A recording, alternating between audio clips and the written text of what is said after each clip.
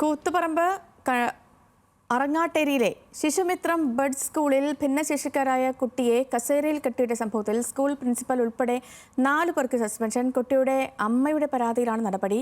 കെട്ടിയിട്ടത് നേരിൽ കണ്ട അമ്മ മാങ്ങാട്ടിടം പഞ്ചായത്തിലും ഭിന്നശേഷി വകുപ്പിലും പരാതി നൽകിയിരുന്നു.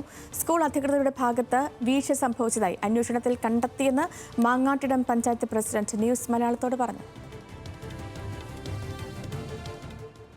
4 രക്ഷിതാക്കൾ പഞ്ചായത്ത് സെക്രട്ടറിക്ക് ഒരു പരാതി നൽകിയിരുന്നു. ആ പരാതി ഞങ്ങളാകെ പരിശോധിച്ച ശേഷം ആ രക്ഷിതാക്കളുടെ വീടുകൾ സന്ദർശിച്ച് അവരോട് കാര്യങ്ങൾ അന്വേഷിക്കുകയും അവർ പഞ്ചായത്തിൽ വന്ന് അവരുമായി ചർച്ചയും നടത്തി. അങ്ങനെ നടത്തിയപ്പോൾ പരാതിയിൽ പറഞ്ഞിട്ടുള്ള കാര്യങ്ങൾ വളരെ ഗൗരവമുള്ളതാണെന്നും കഴമ്പുള്ളതാണെന്നും പഞ്ചായത്ത് സ്റ്റാൻഡിംഗ് കമ്മിറ്റിയും അതുപോലെ തന്നെ ഭരണസമിതിയും മനസ്സിലാക്കി. പ്രിൻസിപ്പൽ എന്നുള്ള നിലയിൽ അവരുടെ ഉത്തരവാദിത്വം അവർ നിർവഹിച്ചില്ല. അതോടൊപ്പം തന്നെ അവിടെയുള്ള 2 അധ്യാപികമാർ, പ്രിൻസിപ്പൽ രേഖയ്ക്ക് പുറമെ 2 അധ്യാപികമാർ. ഈ അധ്യാപകർ ഒന്ന് പ്രമീള, അതുപോലെ തന്നെ മറ്റൊന്ന് മൃദുല. ഈ 3 പേരും പൂർണ്ണമായും കുറ്റക്കാരാണ്.